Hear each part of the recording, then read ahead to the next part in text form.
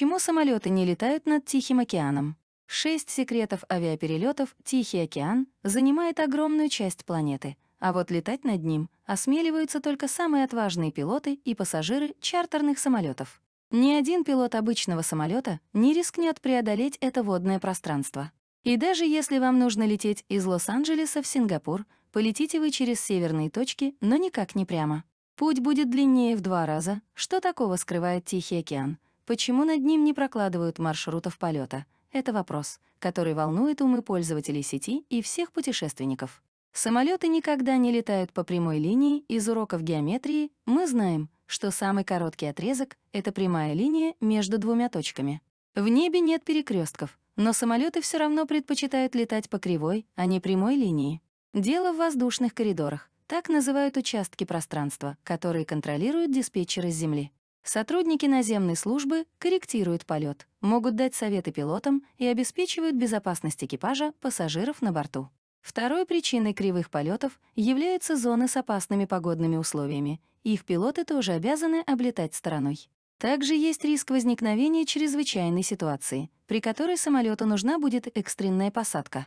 В Тихом океане нет посадочных площадок, а расстояние велико, поэтому маршрутов через водную гладь не прокладывают. Исключение касается лишь нескольких маршрутов, которые все же проложены через океан, например, из Австралии в Северную Америку на Гавайи. На сам остров самолеты летают довольно часто, но места на взлетном поле явно недостаточно для обеспечения безопасности прочих маршрутов. Поэтому большая часть полетов между материками будет не по прямой, а по кривой линии. Остров Гавайи сложно заметить без приближения карты, для чего нужна дырочка в окне. Пассажиры, занявшие место у окна, всегда замечают маленькое отверстие в стекле. Возникает вопрос необходимости этого отверстия, ведь не просто так оно там существует. Вот такая небольшая дырочка в окне. Дырочка не является сквозной. Она сделана так, что снаружи отверстие прикрыто плотным стеклом. А нужна она для уравновешивания давления между 2 стеклами. При взлете давление между стеклами увеличивается из-за разности температур. Без дырочки стекла бы лопнули и запотели. В самолетах пассажиры не получают парашютов, статистика подтверждает. Самолеты — самый безопасный транспорт в мире. А вот парашюты не выдают из-за их бесполезности. Никто не будет прыгать с парашютом на высоте 10-12 километров при температуре за бортом от минус 50 градусов. На высоте, которую поддерживает самолет во время перелетов, атмосфера разряжена, кислорода в ней практически нет. Поэтому парашют в салоне — бесполезный аксессуар. Большое количество аварий происходит на взлете или посадке, то есть при высоте, которой для раскрытия парашюта попросту недостаточно. Мнение летчика-испытателя, пилота пассажирских самолетов, к тому же пилоты знают, что многие люди боятся летать, и дай им в руки парашют, они при первой же турбулентности прибегнут к запасному варианту спасения. Если же случится серьезное ЧП, организовать правильный прыжок невозможно. Причина — неумение прыгать с парашютом. Жесткая посадка — это не страшно, но необходимо перед посадкой всех пассажиров просят застегнуть ремни. Это требование должно быть выполнено, поскольку в любом случае посадка будет жесткой. Происходит это по причине соприкосновения шасси с твердым покрытием. Вторая причина — плохие погодные условия.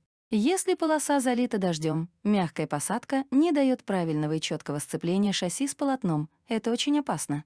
В таких погодных условиях посадка показывает настоящее мастерство пилота. Пилоты в полете не едят. Им нужно вести судно, пилоты тоже люди, поэтому они нормально питаются в процессе полета. Самолетом управляют 2 пилота, пока один обедает, второй отвечает за безопасность пассажиров. Пилотам готовят разную пищу. Если вдруг один получит расстройство желудка, второй останется здоров и доведет полет до конца. В самолете работает автопилот. В течение короткого времени автоматика поддерживает управление, поэтому едят пилоты прямо за штурвалом. Вполне нормальное меню для пилотов. Все вкусно и полезно пилотам, нельзя носить бороду и бакенбарды, это действительно так. Пилоты всегда чисто выбриты и не носят волос и украшений на лице. В случае возникновения ЧП пилоту необходимо сразу надеть кислородную маску. Если на лице будет пирсинг, усы, борода или бакенбарды, они помешают плотному прилеганию маски к лицу. Кислородные маски над креслами в салоне рассчитаны всего на 15 минут. Этого достаточно для снижения высоты, где можно будет нормально дышать. Пилотам же выдают маски, рассчитанные на длительное время пользования для нормальной работы и посадки транспорта на Землю. Бреются пилоты любых самолетов и даже истребителей — небольшой бонус. На рейсы со вторника по четверг билеты стоят дешевле, чем в другие дни недели. Так сложилось из-за недостаточной загрузки салонов, поэтому компании решили пойти на хитрость. Уловка удалась, недорогие билеты раскупают с большим удовольствием. Полеты из Америки в Азию и Австралию имеют странную особенность. Большинство лайнеров не пересекают океан, а направляются сначала к северу до Аляски, а потом летят к югу, прижимаясь к азиатскому побережью. Из всех океанов Земли Тихий — самый широкий. Полет из США в Австралию напрямую занял бы 11-12 часов. Это приводит к необычным эффектам. Если говорить вкратце, то облетать огромную водную пустыню кругом безопаснее и, как ни странно, дешевле. Почему именно, сейчас разберемся. Причина номер 1. Безопасность. Планируя маршрут, авиадиспетчеры держат в голове риск поломки самолета и необходимость аварийной посадки. Может выйти из строя двигатель или электроника, случаются и другие неисправности. На изогнутом маршруте возможностей для аварийной посадки в разы больше.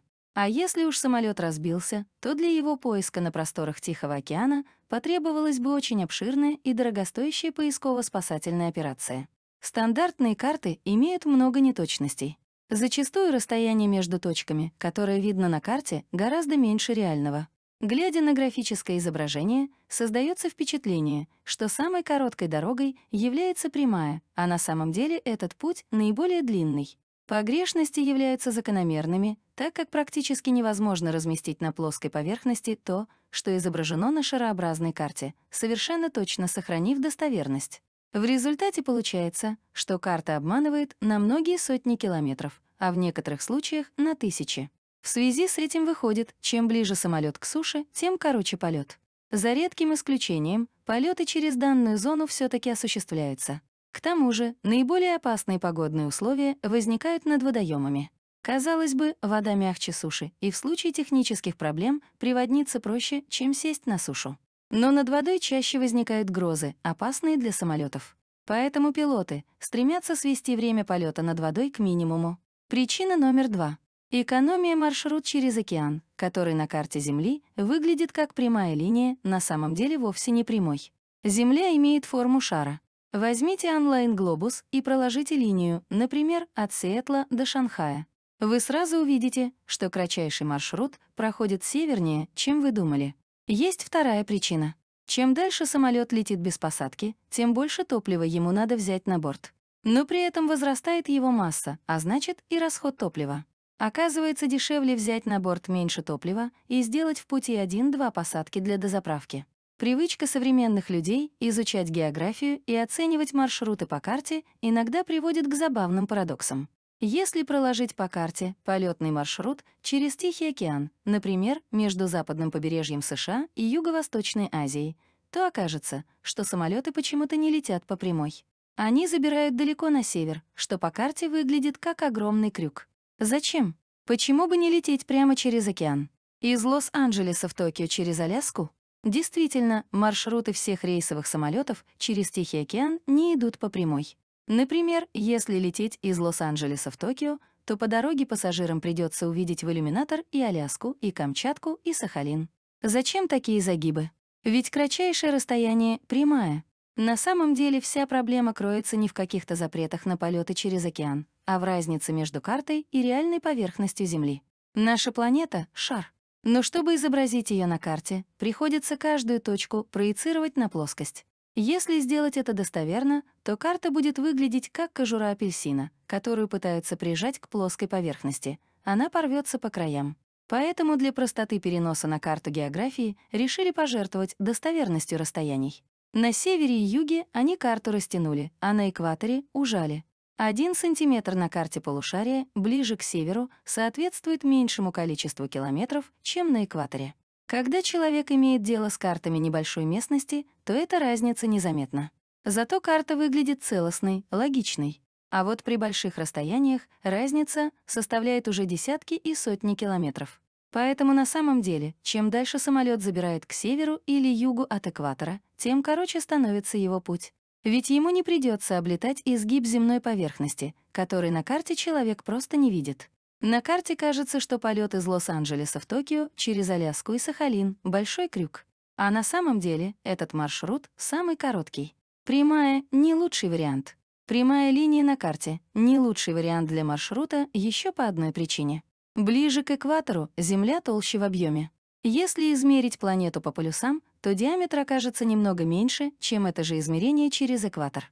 Поэтому маршрут напрямую через Тихий океан будет еще на несколько километров длиннее из-за большего диаметра Земли ближе к экватору.